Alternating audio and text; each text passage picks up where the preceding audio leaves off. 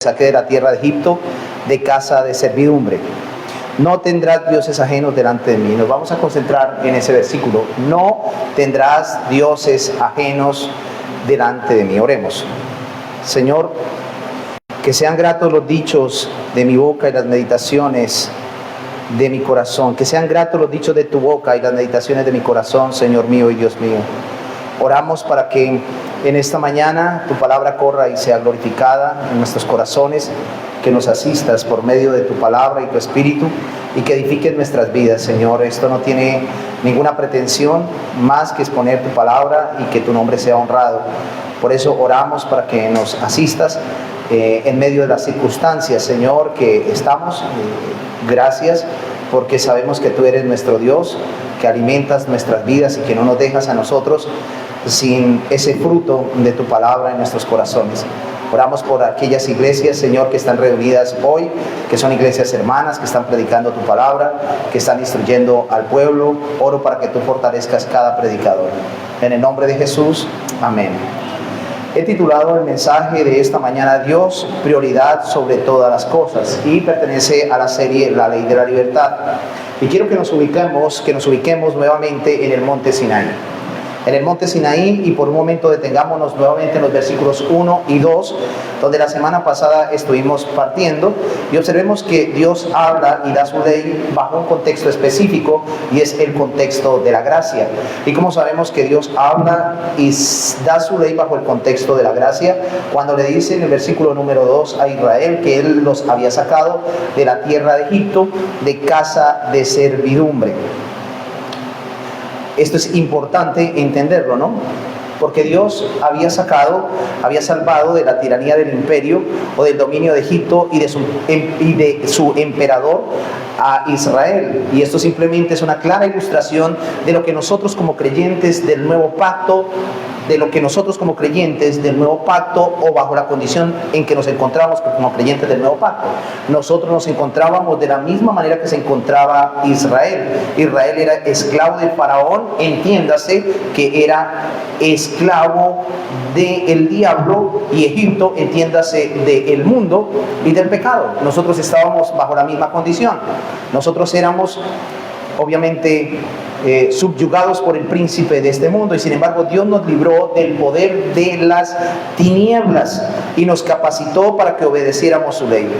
Y hoy la obedecemos no por simplemente códigos legales, sino por amor a Cristo. Obedecemos la ley no por temeridad, sino obedecemos la ley porque hemos sido motivados por el amor.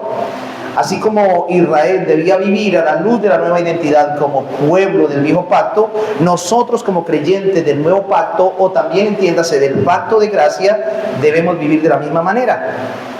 Bueno, así como los israelitas se les mandó no tener ídolos, de la misma manera el Nuevo Testamento lo ratifica, porque a los creyentes en el Nuevo Testamento bajo el pacto de gracia, de acuerdo a 1 de Juan capítulo 5 versículo 21, se les mandó a huir de la idolatría. O sea que esto no es una ley arcaica o anacrónica. Esto es algo que todavía trasciende al pacto de gracia, al Nuevo Testamento. Es para los creyentes del Nuevo Testamento. Algunas iglesias han considerado que la ley fue dada simplemente a Israel y que los creyentes no deben obedecerla. Eso es un error. Aunque fue dada a Israel, esta ley estuvo antes en el corazón de Adán como una ley natural. Luego fue revelada allí en el Sinaí como una ley positiva, en 10 códigos legales. Y sin embargo vemos que en el Nuevo Testamento también se utilizó esta ley. Si ustedes van allí a 1 de Juan 5:21, claramente Juan le dice a los creyentes, a la Iglesia Universal, que huyan de los ídolos. Huyan de los ídolos. Y está haciendo alusión claramente al primer mandamiento. De manera que la ley ya es aún vinculante para nosotros los gentiles del nuevo pacto, por cuanto somos obviamente herederos de la promesa que Dios había hecho a Abraham. Recuerden que cuando hablamos del viejo pacto estamos hablando del pacto que Dios hizo con Abraham, del pacto que Dios hizo con Moisés, pero también del pacto que Dios hizo con David. Cuando hacemos alusión al viejo pacto o al antiguo pacto, no estamos hablando de la revelación del Antiguo Testamento. Bueno, Y cuando hablamos del nuevo pacto no estamos hablando de todo el canon o la revelación del Nuevo Testamento. Cuando hablamos del viejo pacto estamos hablando de los pactos que Dios hizo con Abraham, vuelvo otra vez a repetirlo, con Moisés y con David. Y cuando hablamos de el nuevo pacto, estamos hablando del pacto que Dios hace con Cristo para con su iglesia, que es el pacto de gracia. Y lo que trasciende del viejo pacto al nuevo pacto tiene que ver con la ley moral de Dios, no las leyes ceremoniales ni las leyes civiles, de acuerdo a lo que dice Jeremías capítulo 31. Entonces, Israel debía vivir a la luz de su nueva identidad como pueblo del viejo pacto. Era un pueblo redimido. Ahora, nosotros también como creyentes del nuevo pacto, del pacto de gracia, también debemos vivir de la misma manera que vivía Israel. Así como los israelitas les mandó, entonces nosotros debemos aplicarlo. Y vimos que la semana pasada vimos que la ley dada en Sinaí no fue una novedad, no fue algo novedoso. ¿Por qué? Porque ya había en Adán esta ley, ¿no? Ya había esta ley. ¿Cómo se le llama esta ley? La ley natural. Eso lo vimos nosotros en las exposiciones pasadas. Y Adán, quien es cabeza federal del pacto de obras, pues violó esta ley. Bueno, es importante considerar una estructura para poder desarrollar nuestra exposición en esta mañana y examinar este mandamiento, porque si nosotros lo observamos así como una ley positiva en la letra y no en el espíritu de la letra, vamos a tener problemas. Por esta razón quiero considerar mi exposición de la siguiente manera. En primer lugar, vamos a ver lo que exige el mandamiento. Esa será nuestra estructura. Y en segundo lugar, ¿a dónde apunta el mandamiento? Lo primero que veremos es qué exige el mandamiento como código. Pero en segundo lugar vamos a ver entonces hacia dónde apunta el mandamiento. Y por último vamos a ver aplicaciones y conclusiones. Porque cuando miramos el pasaje, así pues decimos, bueno, no tendrás otro Dios. ¿Cómo podemos explicar esto? ¿Cómo podemos aplicar eso a nuestra vida? Bueno, como les decía a ustedes en la escuela dominical, hay algo importante y es que tenemos el espíritu de la letra. Y cuando tenemos el espíritu de la letra, eso nos va a ayudar a nosotros a sacar grandes verdades para nuestra vida. Cuando lo tenemos solamente la ley, decimos, bueno, aquí se acabó. No tenemos nosotros muñecos que adorar y ya, nos fuimos. Pero eso tiene varias implicaciones. Entonces vamos a ver lo que exige el mandamiento. Observemos lo que dice en el versículo número 3, ese no tendrás dioses ajenos. Aunque podemos observar el término no tendrás dioses ajenos, parece que utilizara un plural allí originalmente. El no tendrás dioses ajenos es vinculante a un singular. No tendrá dioses ajenos. Está hablándole no solamente a una comunidad, sino también está hablando específicamente o individualmente a cada israelita. Es decir, que no era el mandamiento para un cumplimiento solamente colectivo, sino también de manera individual. Luego observemos la frase, no tendrás dioses ajenos u otros dioses. Ahora, en este mandamiento, Dios exige que Él sea el único objeto de nuestra adoración. En este mandamiento, Dios mismo, está exigiendo que Él sea el único objeto de nuestra adoración. Él exige que reconozcamos su soberanía y exige que reconozcamos su señorío sobre nosotros. Esto implica que no tengamos ningún ídolo en nuestras vidas. No solamente algo físico, sino también aún mucho más allá de lo físico, algo mental. Muchas personas creen que la prohibición contra los ídolos se encuentra en el segundo mandamiento. Sin embargo, la verdad es que el primer mandamiento prohíbe la adoración de dioses falsos o de ídolos. Cuando dice, no tendrás otros dioses o dioses ajenos, está prohibiendo la adoración a dioses falsos. Está prohibiendo la adoración a dioses falsos. En efecto, también está promoviendo la adoración al Dios verdadero. No simplemente debemos entenderlo como una prohibición a la fabricación de imágenes, porque este mandamiento no está prohibiendo los íconos, las figuras, de ninguna manera, ni tampoco el arte. Lo que está prohibiendo es lo que va mucho más allá, el tomar el arte y postrarnos ante él.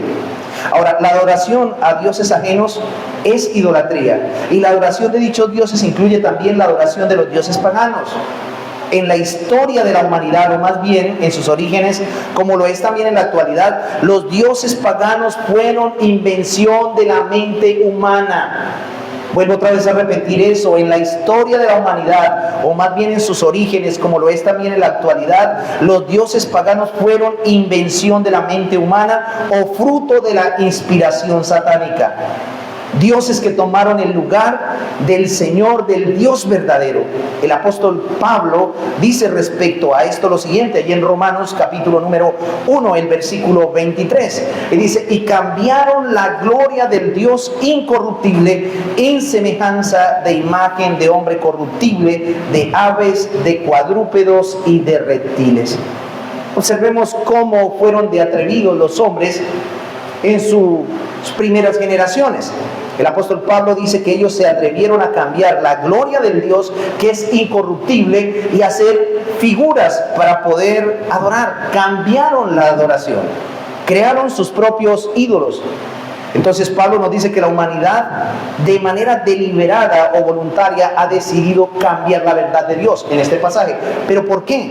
Por la mentira.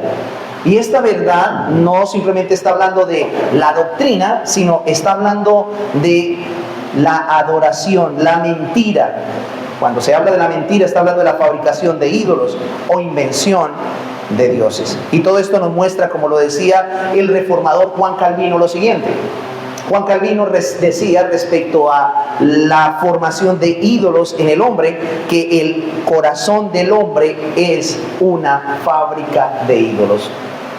O sea, nosotros tenemos aquí, en nuestro corazón, un artista natural. Fabricamos ídolos. Eso nos muestra algo importante. ¿Qué es lo que nos muestra el pasaje? Que naturalmente el hombre es religioso. Y cuando no se somete a Dios, está buscando qué adorar.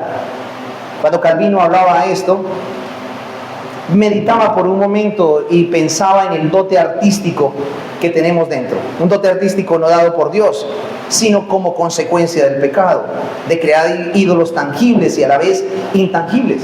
Porque no solamente creamos ídolos que podemos palpar con nuestras manos, sino que también creamos ídolos que no se pueden palpar con nuestras manos, pero que lo tenemos en la mente, que los construimos mentalmente. De hecho, es idolatría tratar de tener una figura mental acerca de Dios. Yo no puedo pretender tener una figura mental acerca de Dios. Eso es idolatría. Muchas personas se acercan de manera romántica a decir, ay, es que Diosito, es que yo me imagino a Diosito con una cabellera larga y con una barba larga. Eso es idolatría. Porque no hay tal cosa como eso. No podemos crear una figura de Dios, ni mental ni físicamente. Nosotros los cristianos nos suscribimos más a crear ídolos que se ven, ¿cierto? Perdón, nosotros los cristianos no nos suscribimos a crear ídolos que se ven, sino ídolos que no se ven. Ninguno de los que estamos aquí durante la semana fabricamos un ídolo para luego adorar, pero sí creamos mentalmente un ídolo. Y a veces ocurre que ¿qué tal si nosotros creáramos un ídolo físico? Permítanme decirlo. ¿Qué tal si nosotros creáramos un ídolo físico y lo cargáramos? Nos daría vergüenza, ¿no? Pero nunca nos da vergüenza cargar ese ídolo mental. Ídolos que tienen que ver no solamente con Dios, sino también con otro tipo de conductas o comportamientos, por así decirlo. Mis hermanos, la adoración de la voluntad, la adoración de la voluntad humana, la adoración de las capacidades humanas o de la mente humana es en realidad la adoración de la criatura en lugar del Creador. Y esto es importante. La adoración de la voluntad humana. Muchos adoran sus propios caprichos y sus propios apetitos. La adoración de las capacidades humanas. Hay personas que adoran sus capacidades. O aún también de la mente humana, es que yo tengo una mente muy brillante, nadie me puede superar. Usted ha visto personas decir lo siguiente, y es que yo he sido preparado en la universidad, tengo una maestría, tengo un doctorado, y colocan todo su historial preparatorio. Está mostrando definitivamente que está adorando todo aquello que ha construido. Ahora, ¿cuál es la fuente y el origen de toda clase del desenfreno moral del hombre? Eso, la idolatría. La idolatría. En Romanos capítulo 1, versículo 18 al 32 lo dice. Ellos conocieron a Dios, pero no le dieron gracias. Por el contrario, ¿qué hicieron? Cambiaron la gloria del Dios incorruptible por imágenes, y así lo dice sucesivamente, por lo cual Dios los entregó a una mente reprobada para hacer cosas que no convienen. Permítanme decirles una cosa, hermanos. El homosexualismo y el lesbianismo es producto de la idolatría. Es producto de la ingratitud. El hombre dejó de agradecer a Dios y darle gloria, y en efecto quiso construir y cambiar la adoración, y Dios lo entregó a ese tipo de pasiones vergonzosas. Eso es lo que nosotros tenemos hoy. Ahora, cuando nosotros hablamos del homosexualismo y el lesbianismo, solamente lo limitamos al aspecto físico, pero un tipo de homosexualismo y lesbianismo es la masturbación. Y yo sé que aquí hay niños, pero debo decirlo, la masturbación es un tipo de homosexualismo, lesbianismo. Y sin embargo las personas están convencidas de que eso es natural porque la psicología lo dice. Pero eso es idolatría y paganismo. Es amor hacia mí mismo. Ahora, si queremos un detalle al respecto, valdría la pena hacer unas exposiciones acerca de eso. Entonces, es imposible para el hombre vivir sin un objeto de adoración.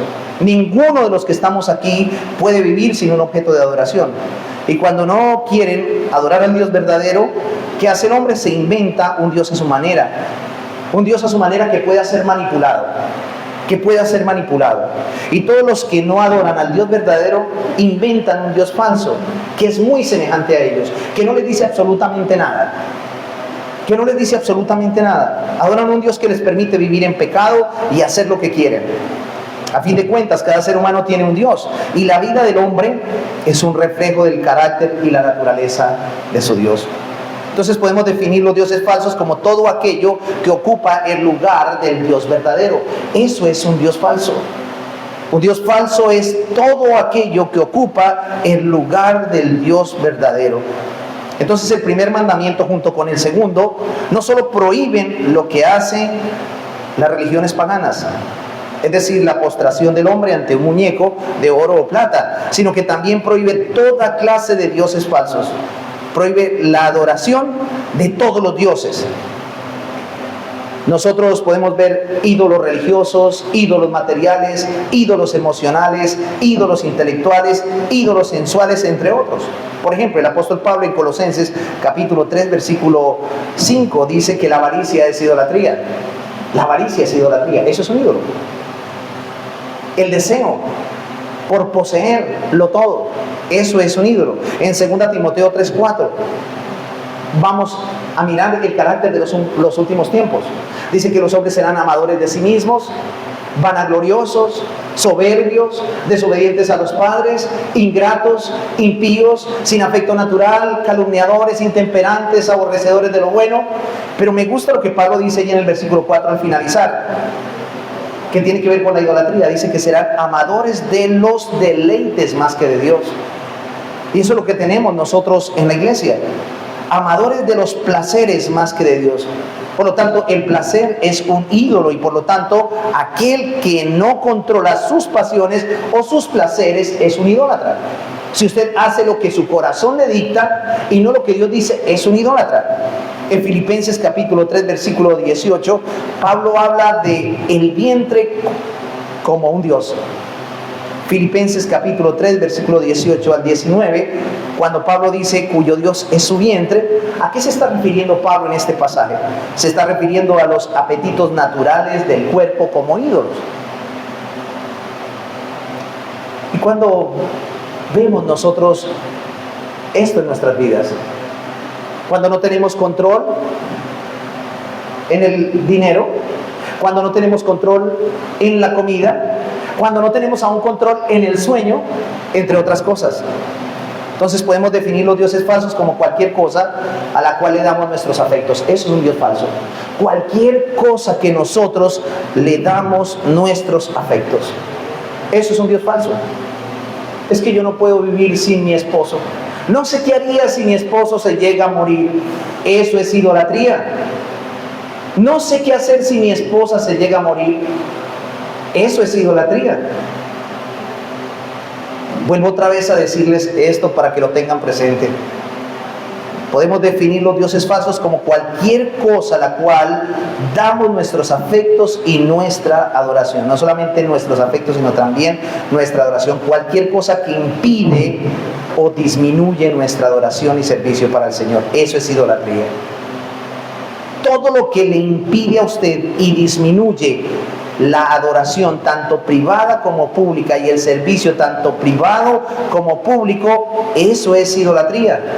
En otras palabras, los dioses ajenos no son simplemente objetos de adoración religiosa, sino todo aquello que impide que amemos al Dios verdadero con toda nuestra alma, con toda nuestra mente y con todas nuestras fuerzas. ¿Qué es lo que le está impidiendo a usted amar a Dios?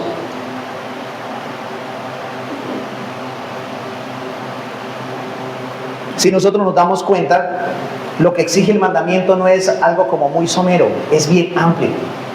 Es bien amplio. Va más allá de la fabricación de ídolos. Va más allá de la fabricación de ídolos, ¿no?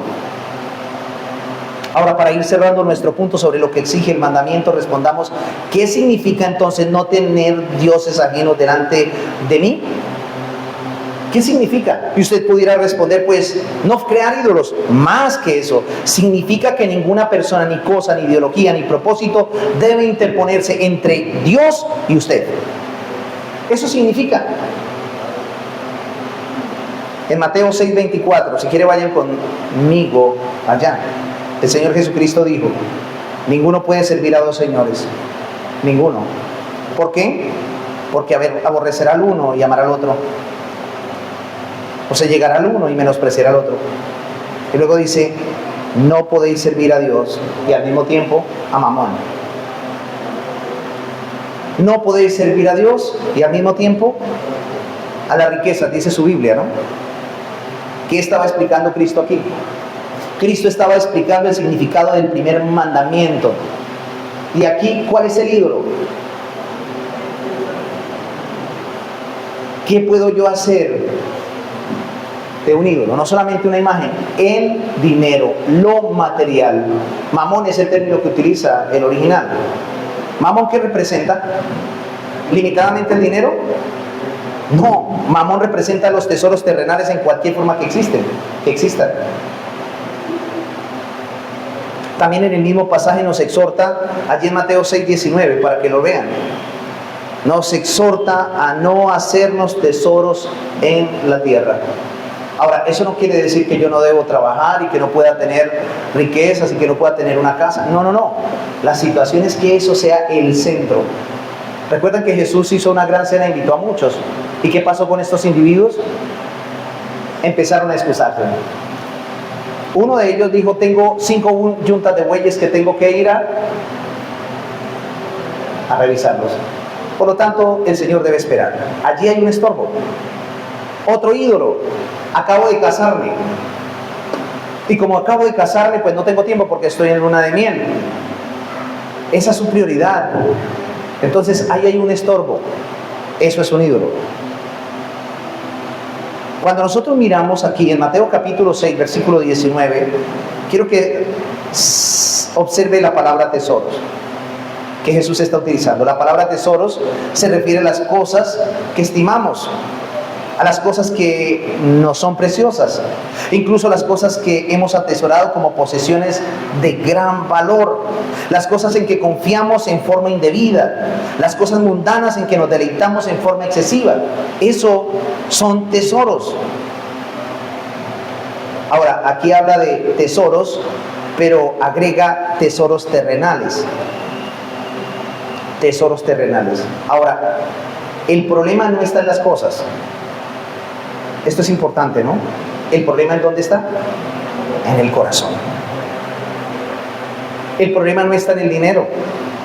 El problema está en el corazón. El problema no está en su esposa. El problema está en el corazón. Las cosas materiales no son malas. De hecho, 1 Timoteo, el capítulo 6, el versículo 10, dice que el causante de todos los males es el dinero. No, es el amor al dinero. O sea, las cosas son neutrales. Lo que no es neutral es nuestro corazón. Lo que no es neutral es nuestro corazón. Ahí donde nos toquen a nosotros los tesoros terrenales, ¿no? ¿Qué pasa cuando nos tocan los tesoros terrenales?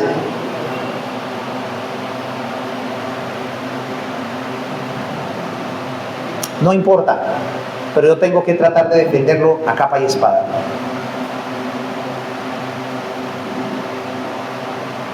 Eso es un Dios ajeno. Entonces, cuando el mandamiento dice no tendrás otro Dios, tengo que ir más allá de lo que literalmente está diciendo. Y podemos definir el Dios ajeno como aquello que nos domina, y vuelvo otra vez a repetir como lo dije anteriormente, y nos controla. Por esta razón aquí Jesús dijo en Mateo 6:24 que no se podía servir a dos señores, porque se amaba al uno o se aborrecía al otro. Yo amo al Señor, pero no vengo a la iglesia. Yo amo al Señor, pero no me comprometo. No, tú no estás amando al Señor, tú eres un idólatra. Entonces, ¿qué podemos decir en síntesis respecto a este mandamiento? Que este mandamiento exige dos cosas. En primer lugar, podemos ver de manera positiva e implícita que solo debemos tener a Jehová como nuestro Dios. Solo debemos tener a Jehová como nuestro Dios. Y de manera negativa, explícita, que no debemos tener a otro Dios delante de Jehová. No podemos tener a otro Dios delante de Jehová, pero no simplemente cosas materiales, los placeres, los deseos, entre otras cosas. Ahora, ¿a dónde apunta este mandamiento? Éxodo 20:3, de no tendrás dioses ajenos. Esto tiene que ver con lo que señala implícitamente el mandamiento cuando hablamos de apuntar. En otras palabras, ahora voy a explicar lo que expliqué en la escuela dominical, pero de manera rápida. El espíritu de la letra. El espíritu de la letra que prohíbe tener otros dioses. Pero el espíritu, la letra de la ley prohíbe tener otros dioses, pero el espíritu de la letra, ¿qué es lo que llama? Llama al pueblo a identificar cuáles son esos dioses. El espíritu de la letra prohíbe tener otros dioses, la letra de la ley prohíbe tener otros dioses, pero el espíritu de la letra llama al pueblo a identificar cuáles son esos dioses que pueden llegar a reemplazar a Dios, para que el creyente no se incline de rodillas ante ellos. Y como lo dije anteriormente, es prohibido por Dios crear imágenes mentales. Entonces vamos a ver hacia dónde apunta este mandamiento. Este mandamiento no apunta como los papistas a tener una cantidad de íconos o figuras religiosas, sino que hay otros tipos de cosas, objetos o sujetos que los podemos convertir en ídolos. Y vamos a ver algunos. Recuerdan que yo los mencioné, pero vamos a ir a los detalles. El primero, los apetitos del cuerpo. Los apetitos del cuerpo. ¿Recuerdan que yo los cité en el anterior? Ahora, a eso apuntaba, pero vamos a explicarlo. Romanos 6:18. Habla de los falsos maestros. Y esto también incluye a los falsos cristianos. Romanos 16:18 dice: porque los tales no sirven al Señor Jesucristo, sino a sus propios vientres. Y cuando Pablo hace alusión aquí acerca de los vientres, está hablando de que los falsos maestros están enfocados en los apetitos o los deseos de su cuerpo. ¿Pueden notar lo que dice Pablo allí? Pablo está hablando de los falsos maestros. La totalidad de la vida de muchas personas consiste precisamente en esto, en que están concentrados en sus propios vientres. No les importa lo que le pasa a los demás. Viven como si sus apetitos fueran lo único, su único Dios. La verdad es que vivir para su propio placer es la cosa menos placentera que un ser humano puede hacer. Vivir para mi propio placer me va a llevar a mí a la destrucción. Hablemos del codicioso o el avaro, que quiere tener y no se sacia, y no se sacia, y quiere tener. A lo último resulta o secuestrado o muerto. Aquel que es descontrolado en la comida, come y come y come sin saciarse, y al último resulta, ¿cómo? Enfermo, muerto o postrado en una cama. No consideramos los apetitos del cuerpo como un ídolo, pero eso es idolatría. Eso es idolatría. Otro, el sexo. Ese es otro ídolo, el sexo. Alguien dijo que quizás sube más humo a Baal de los altares de la pasión que de cualquier otro. Ustedes saben quién era Baal, ¿no? Las imágenes de los dioses de la cultura moderna están por todos lados. Las imágenes de los dioses de la cultura moderna están por todos lados. Usted va por una carretera y ¿qué es lo que primero muestran? Íconos. Aún se los inventan. Mujeres en ropa interior y hombres semidesnudos, que llevan a los hombres a que alimentar sus pensamientos lujuriosos. Eso es lo que estamos viendo en la sociedad. Son los cuerpos femeninos y masculinos semidesnudos exigiendo una reacción sensual en sus adoradores. Y eso es lo que hacen. No hay duda de que estos dioses de la sensualidad puedan ser los más exigentes de todos los dioses. Es que no me puedo controlar. El sexo es algo que generalmente está empotrado en la cultura contemporánea. Eso está y es vinculante también con el culto al cuerpo. Hoy hay más gimnasios que niños felices. Y lo digo por qué razón. Porque no está mal querer tener una buena presentación, ¿no? No está mal que usted tenga un cuerpo atlético. Está bien. Está bien. El problema es cuando eso ocupa un lugar de admiración. ¿Por qué los gimnasios tienen espejos? Esa es la pregunta. ¿Cuál es la razón por la cual los gimnasios tienen espejos? ¿Ustedes saben por qué? Porque los espejos están mostrando cómo se está formando su cuerpo y cómo usted se puede admirar en él. Si yo me veo en un espejo, perdonen lo que voy a decir, como un tinaco desparramado, porque soy así, bien gordo, y me veo mal, y empiezo a ir al gimnasio, empiezo a hacer pesas, a levantar pesas. En un año aproximadamente, esto que tengo va a estar compacto. ¿Y qué es lo primero que hace el hombre? Estoy hablando de los hombres, ¿no? La chocolatina. Ahorita no puede uno hacer así porque la chocolatina está derretida. Pero comúnmente los gimnasios tienen este tipo de expresiones. ¿Para qué? Para promover la admiración y los apetitos de los hombres. Pero eso nunca se ve como idolatría. ¿Sí? Ahora, quiero precisar algo al respecto. Y es que el hecho de que una persona tenga sobrepeso no quiere decir que es una persona descontrolada en la comida. Bueno, yo quiero dejar esa precisión. Pero sí puede controlarse en la comida. Cierro el paréntesis. Bueno, sí puede controlarse. Y lo digo ¿por qué? Porque yo duré mucho tiempo en idolatría. Los que me conocieron aquí me conocieron que pesaba 130 kilos. Y no fui al gimnasio. Solamente fui consciente de esto. Cuando un pastor me dijo, pastor, vea lo que dice la Escritura, allí en el primer mandamiento. Y luego en el mandamiento de no matarás. Yo estaba mirando, yo no he matado a nadie, pero me estaban quitando la vida poco a poco. Con cada cucharada de comida, de gaseosa y de dulce que metía en mi boca. Pero nunca pensé que era un idólatra. Miren hacia dónde apunta el mandamiento. Ahora, esto no lo hago con el objetivo de descalificar a nadie, sino que tomemos conciencia de la realidad que tenemos nosotros en nuestro corazón. Ni tampoco para promover vuestro espíritu legalista, de ninguna manera. Esa no es la idea. La idea es ser consciente de lo que nosotros somos y lo que tenemos.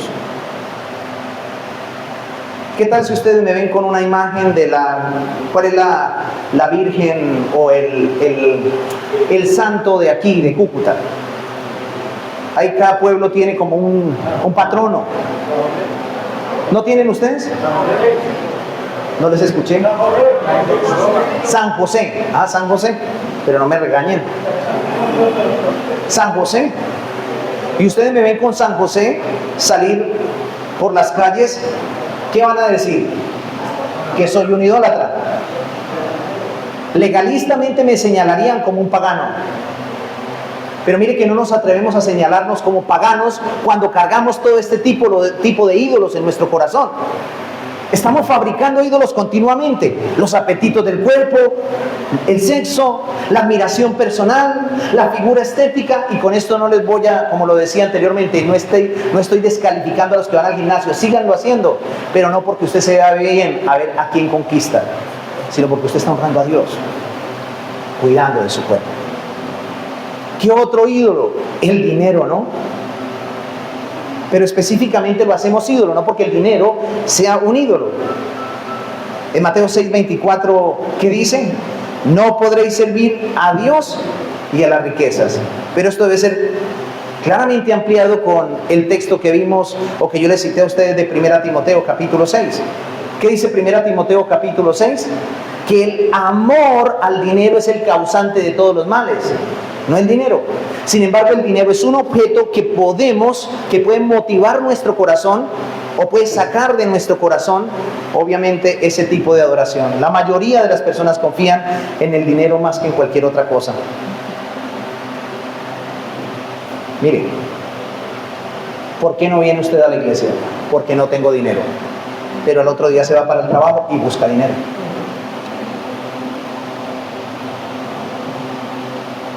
Porque para unas cosas sí, pero para otras no. ¿No creen que hay algo raro allí en el corazón? Hay algo raro. Hay algo extraño. Confiamos en el dinero más que en cualquier otra cosa. Y así el amor al dinero se convierte no solo en un ídolo, sino en la raíz de todos los males. Otro ídolo, otra cosa que puede volverse un ídolo, el mundo. El mundo. Hay muchos que se dejan dominar por la moda, ¿no? La corriente y el estilo de vida de este mundo. Tienen miedo de lo que los demás piensen o digan de ellos. Eso es idolatría. No quieren ser diferentes y en realidad temen no conformarse. Quieren ser diferentes y en realidad temen el no conformarse al mundo. Primera de Juan 2:15 al 16, ¿qué dice? Muchos son idólatras por eso. Y sin embargo, Primera de Juan hace un llamado a un amor prohibido. ¿Qué dice Primera de Juan 2:15 al 16? No améis al mundo ni las cosas que están en el mundo. Si alguno ama al mundo, el amor del Padre no está en él. Porque todo lo que hay en el mundo, los deseos de la carne, los deseos de los ojos y la vanagloria de la vida, no provienen del Padre, sino del mundo. Y el mundo pasa y sus deseos, pero el que hace la voluntad de Dios permanece para siempre. El mundo puede volverse un ídolo. Y cuando hablo del mundo, estoy hablando de lo que el mundo promueve. El mundo promueve las modas. Y quiero tener el último pantalón o los últimos zapatos. ¿Usted quiere ver un idólatra? Un idólatra es aquel que dice, yo no me pongo cualquier cosa. No me pongo cualquier cosa. Si le regalan un vestidito, no, tiene que ser nuevo. Es que yo no me pongo cosas usadas. Es un materialista y a la vez mundano. Otro, rápidamente. La ambición. La ambición es otro ídolo. Muchos permiten que sus carreras y sus ambiciones se conviertan en un ídolo. Si nuestro deseo supremo es el de tener éxito en nuestra carrera y no la gloria de Dios, entonces somos culpables de idolatría. Somos culpables de idolatría. Hay muchos que dicen no ser culpables de esto, sin embargo sus sueños despiertos, sus ilusiones y fantasías tienen que ver precisamente con sus carreras. con el dinero, con sus posesiones materiales. Se preocupan muy poco por la obra del Señor, y estoy hablando en el contexto cristiano, y se dedican la mayor parte de sus esfuerzos a buscar la prosperidad económica y la satisfacción de sus ambiciones.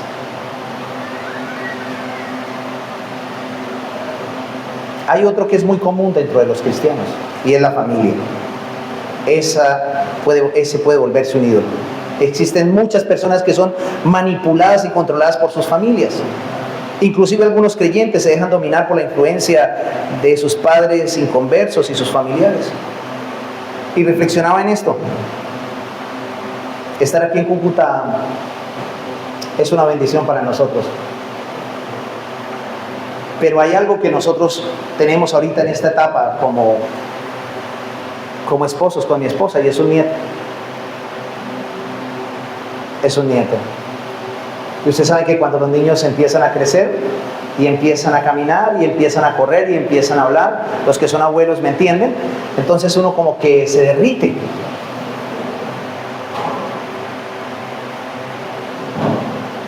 Pero yo pudiera estar con mi nieto y no estar acá, porque primero es mi nieto y ahí sí Dios. Eso es idolatría. Y permítanme decirles que no es fácil. No es fácil. Y lo digo con sinceridad. Lo digo con sinceridad porque me cuesta.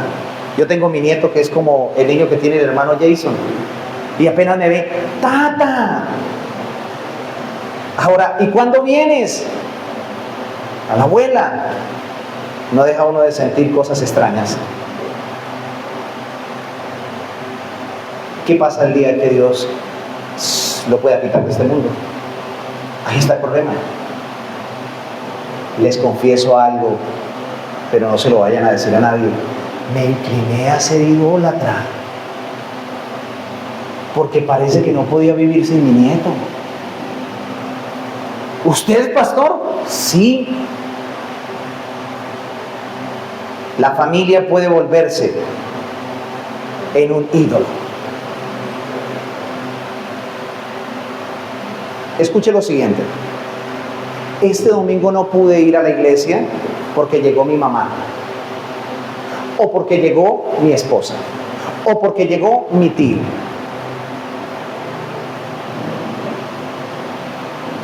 Ahora, ¿está mal que reciba usted a su esposa si no estaba, a su tío si no, a su abuelita? Bueno, no está mal, está bien. Pero ¿cuál es su prioridad? ¿El cuarto mandamiento qué dice?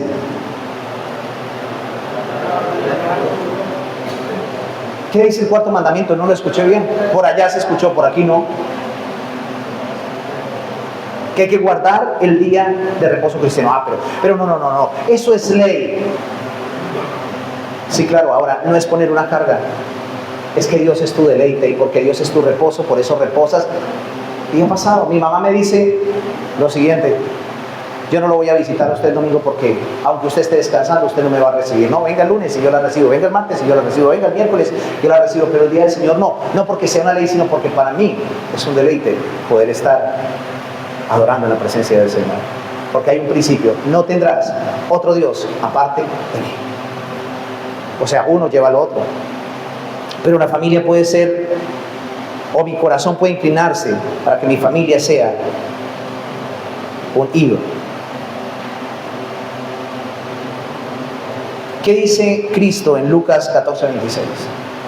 Si alguno viene a mí y no aborrece a su padre y madre, mujer e hijos y hermanas, y aún también su propia vida, no puede ser mi discípulo.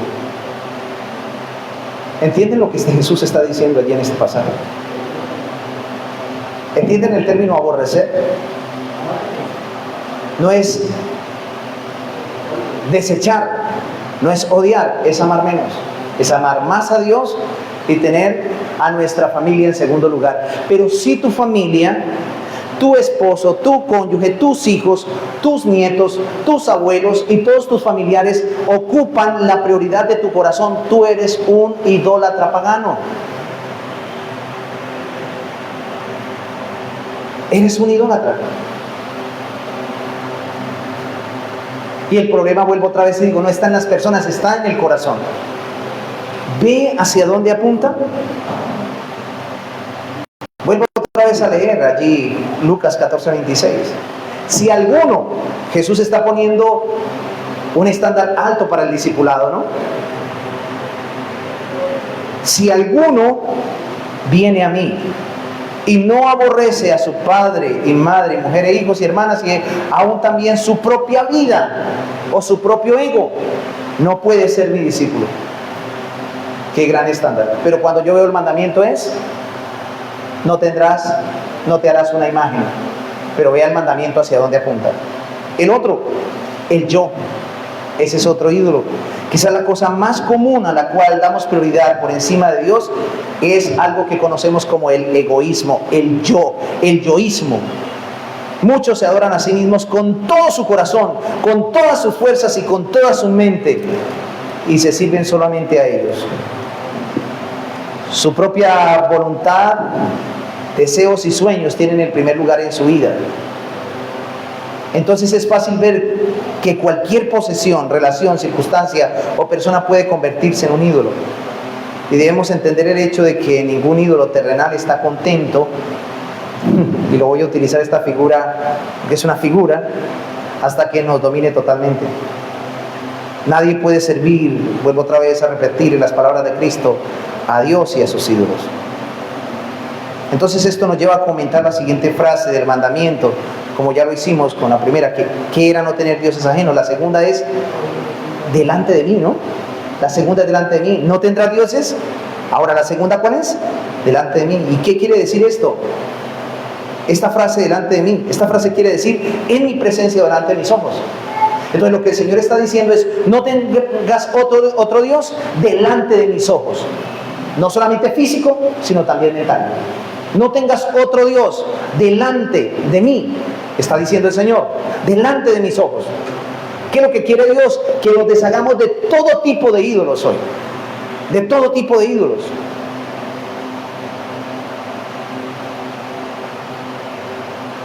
Entonces, ¿qué nos muestra esto cuando dice delante de mí? ¿Qué quiere decir? Que no podemos ocultar nuestros ídolos. No los podemos ocultar. O sea, yo no puedo mirar cuáles de los que están aquí son idólatras. Ninguno. Yo no puedo señalarlos a ustedes como idólatras, porque no sé, ni ustedes me pueden señalar a mí como idólatra. Pero permítame decirle que delante de Dios no podremos ocultar nuestros ídolos. Delante de Dios estamos desnudos. Él sabe lo que nosotros tenemos en nuestro corazón y lo que hemos construido. No podemos guardarlos en nuestras casas y dejarlos ahí para ir a adorar a Dios. Dios sabe qué es lo que tenemos. Recordemos que el escritor a los Hebreos nos dice lo siguiente en Hebreos 4:13: todas las cosas están desnudas y abiertas a los ojos de aquel a quien tenemos que dar cuentas.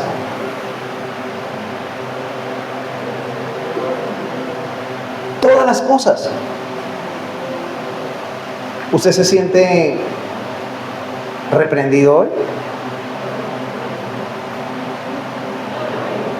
Cuando eso pasa es porque Dios mismo está haciendo algo en su vida. ¿Y qué es lo que Dios está haciendo en su vida cuando utiliza las escrituras? Desnudando su corazón.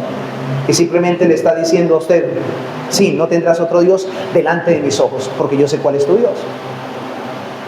Abandónalo. Y eso lo puedes hacer tú en el secreto, con una actitud de arrepentimiento. Por lo tanto, si nuestro ídolo es visible o invisible, Dios lo ve. Si nuestro ídolo es visible o invisible, Dios lo ve. El corazón dividido del hombre, que es un corazón de doble ánimo, no puede servir a Dios. No puedes tener tu ídolo y decir al mismo tiempo que tienes a Dios. De ninguna manera. ¿Sabe por qué muchas personas no pueden servir a Dios? Precisamente por eso. Porque tienen el corazón dividido. Y nos inclinamos más hacia la parte del paganismo que a la verdadera adoración. ¿Qué le pasa al hombre de doble ánimo? Como lo dice Santiago, tiene un ojo puesto en las cosas de Dios y otro puesto en sus ídolos. ¿Se imagina? ¿Quién tendrá la capacidad de andar no con los ojos así? ¿Cómo observa usted? ¿Cómo mira usted? Simétricamente, ¿no? O asimétricamente. o métricamente? ¿Cómo miran? Usted se imagina que tuviera usted un ojo hacia allá y el otro hacia allá, ¿cómo miraría? Aunque pudiera mirar, su visión sería distorsionada. Cuando yo soy una persona que tengo un corazón idólatra, tengo mi ojo puesto allí y el otro allí. Y ando desorientado. Ando desorientado.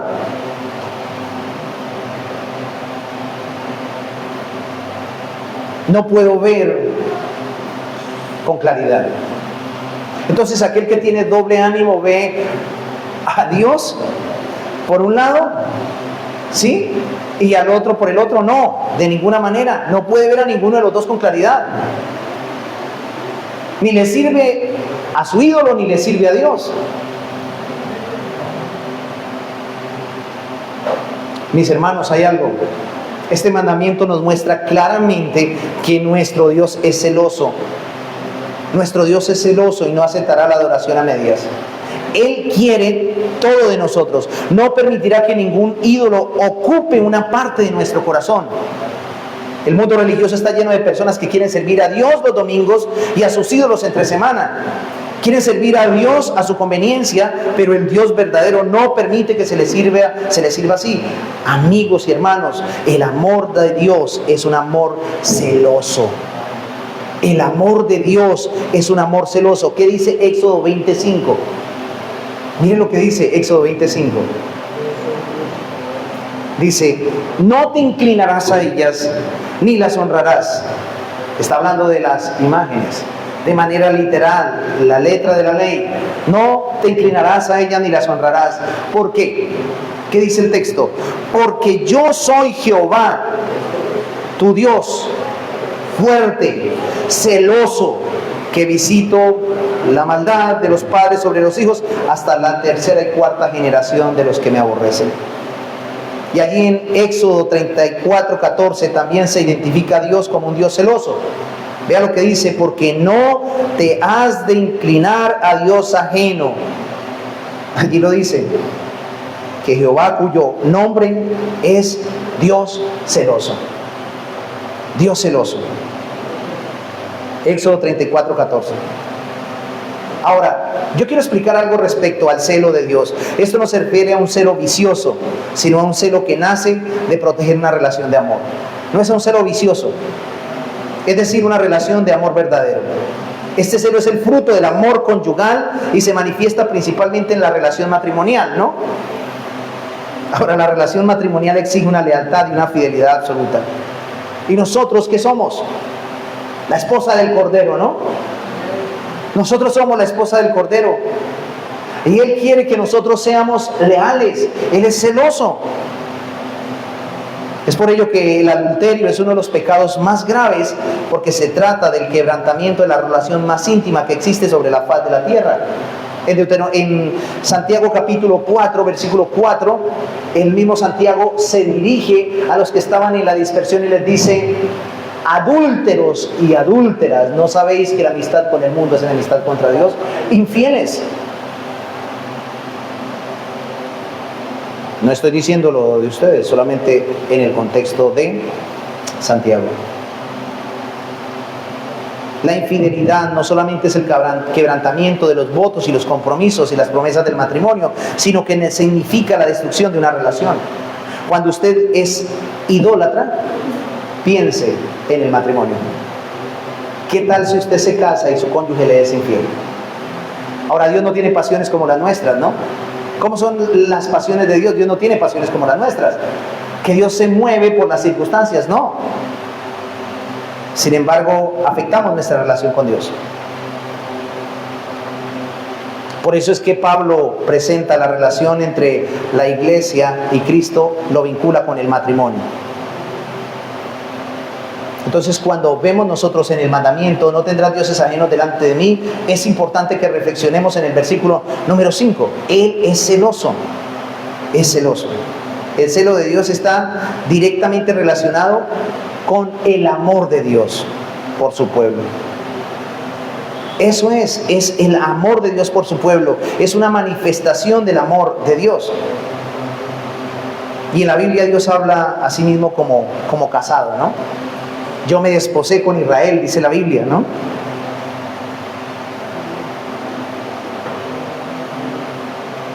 Utiliza términos como esposo, como el marido, para hablar de la relación vinculante de la adoración entre el pueblo y el Dios del pacto.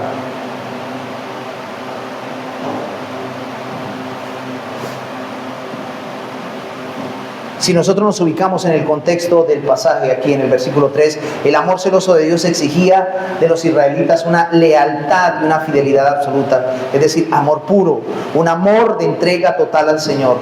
Los israelitas en su mayoría no le ofrecieron a Dios esa clase de amor.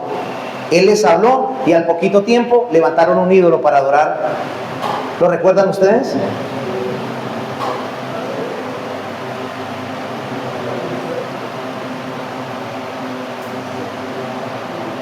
Ustedes pueden ir allí al capítulo 35 y pueden encontrar lo que ocurrió. No somos ajenos a eso. Mis hermanos, ¿qué podemos decir?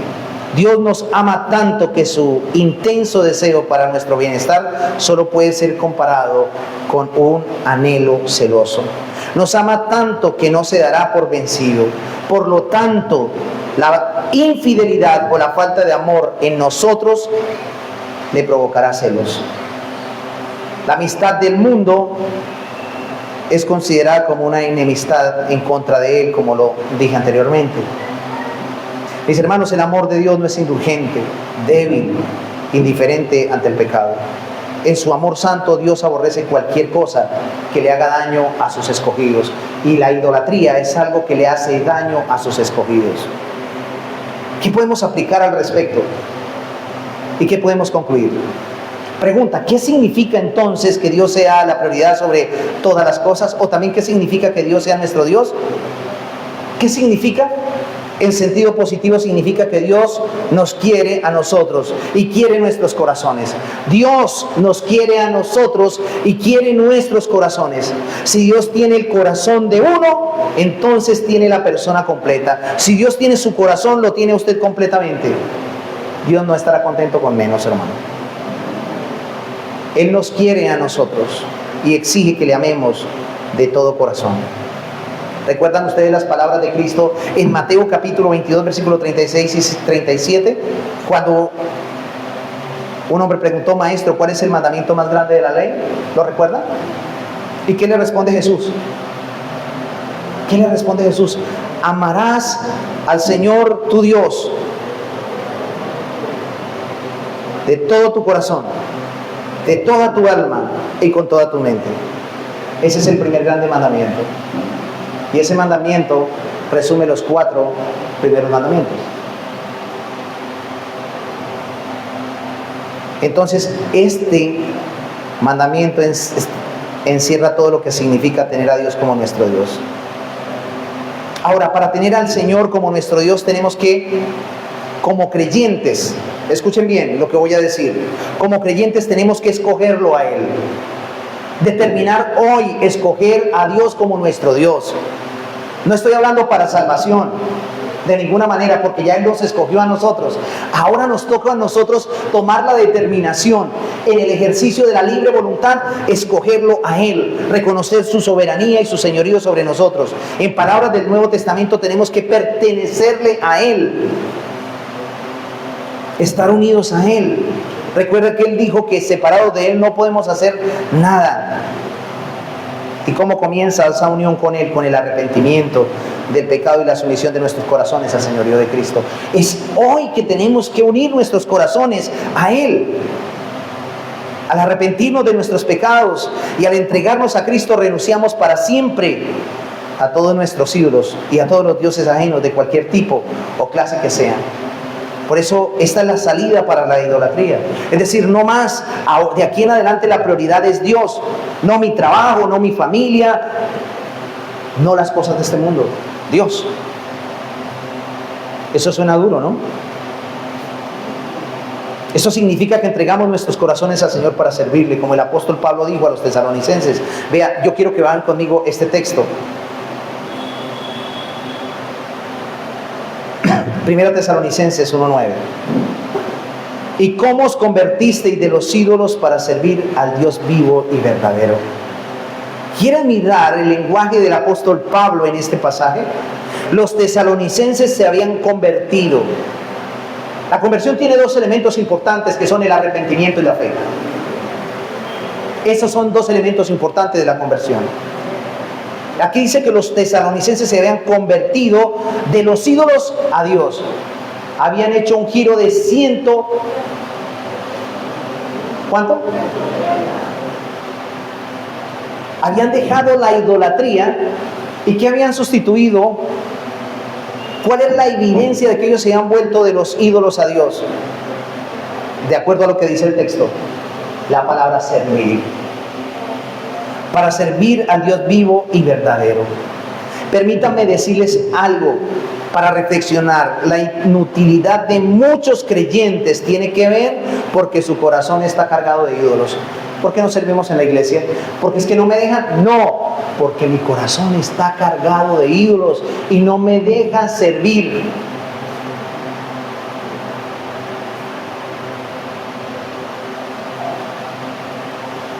Por eso la exhortación de Primera de Juan es: hijitos, huid ¿de qué?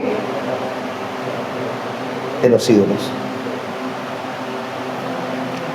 ¿Recuerdan esta figura que se encuentra en el Evangelio de Juan en el capítulo 21? En una ocasión Cristo le preguntó a Pedro si en verdad le amaba. ¿Recuerdan? Pedro, ¿me amas? ¿Y qué le dijo? Señor, tú sabes que te amo. ¿Y cuál fue la respuesta del Señor? Apacienta mis ovejas. Luego volvió y le preguntó por segunda vez: Pedro, ¿me amas? Señor, tú sabes que te amo. Apacienta mis corderos. Y vino una tercera vez. ¿Y qué le dijo otra vez? Pedro, ¿me amas? ¿Qué hizo Pedro? Guardó silencio. Y le dice: ¿recuerdas, Pedro, que antes tú dabas todo por mí? Ahora piensen ustedes si están bajo la misma condición hoy que cuando empezaron la vida cristiana. ¿Qué pasó? Quiero que piensen ustedes en su vida espiritual como una pequeña flor en un jardín. Y lo ilustro de la siguiente manera: una rosa, o la flor más hermosa en un jardín, porque esa es la vida espiritual. Sin embargo, muchos tienen esa flor en un jardín que está a punto de morir, porque alrededor está llena de maleza. Y esa maleza son como esos ídolos que se han levantado y que le están estorbando para poder servirle a Dios. Y hoy el mismo Señor, utilizando ese mandamiento, que no tendrás otros dioses, Pedro, Juan, Marcos, bueno, como se llame usted, ¿me amas? Lo que le estaba diciendo a Pedro es: haz algo, demuéstrame que me amas, sírveme.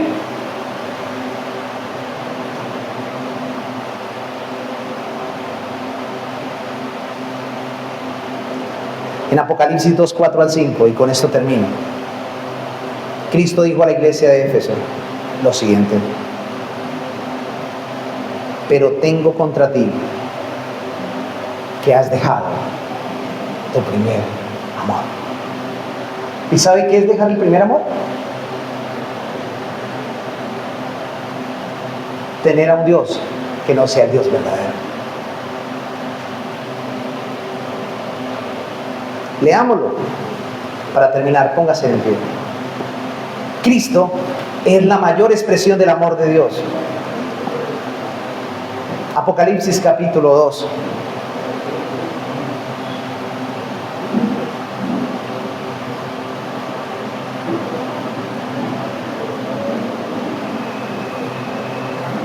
El versículo número 4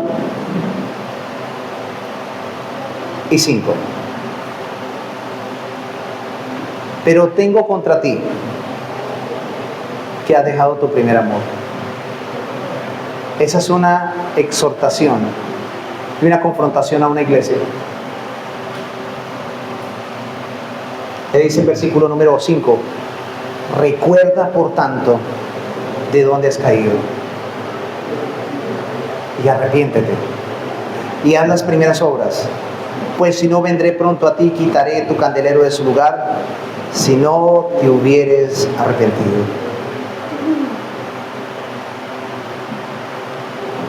Hermano, yo quiero hacer un llamado. Si hoy Dios confrontó tu corazón, recuerda que ya no tienes ese fervor y ese primer amor como lo tenías antes, porque has dejado hiervar esa vida espiritual que un día Dios te dio y has dejado ese primer amor. Y hoy el Señor dice, recuerda, por tanto, de dónde has caído y arrepiéntete. Quiero que recuerde cuándo fue que se perdió usted en el trasegar cristiano, en el camino cristiano, y ya no tuvo ese fervor que antes tenía y esa pasión. Recuerda, por tanto, de dónde has caído y arrepiéntete y a las primeras obras, si no vendré pronto a ti y quitaré el candelero de su lugar si no te hubieras arrepentido. Yo te pregunto, ¿amas tú a Dios? Por sentido común decimos que sí. Ahora te pregunto, ¿cómo lo amas? ¿Lo amas a medias o lo amas en verdad?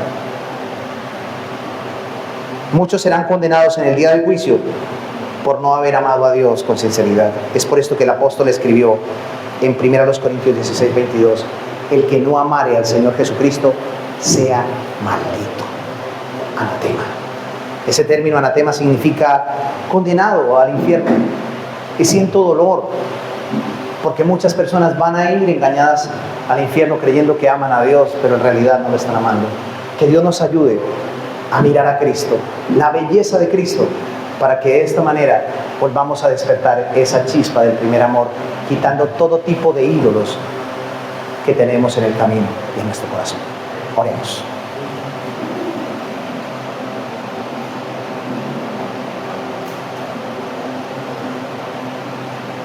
Señor, tú conoces nuestros corazones. No hay nada que podamos ocultar delante de tus ojos. Hoy exhibes nuestra alma, pero también nos das una esperanza. Nos llamas a arrepentirnos, a volver a tomar esa pasión que teníamos antes por ti y que hoy ha menguado como una caricatura de que hemos madurado en la fe, pero en realidad no hemos madurado lo suficiente. Hoy necesitamos de tu asistencia, Señor, más de tu asistencia para poder dar ese paso de fe y ajustar nuestra vida, para no seguir con un corazón idólatra. Lo único que nos queda es mirar al Calvario, ya no al Sinaí, sino al Calvario, y poder descansar en los brazos de nuestro bendito Salvador, quien es el único que puede ayudarnos a reconocer nuestra condición. Queremos quitar los altares de nuestro corazón hoy y venimos en arrepentimiento para ello. Y pedimos que nos guíes con el poder de tu Espíritu y que selles la enseñanza de tu palabra en el corazón de tu iglesia. Al salir de este lugar, queremos salir con la resolución de no seguir excusándonos y no seguir dándole el primer lugar a todo aquello que entorpece nuestra adoración a ti. Gracias por la fortaleza y la fuerza que me diste para poder exponer este mensaje, Señor. Y yo ruego que quede allí en el corazón de tu iglesia. En el nombre de Jesús. Amén y amén.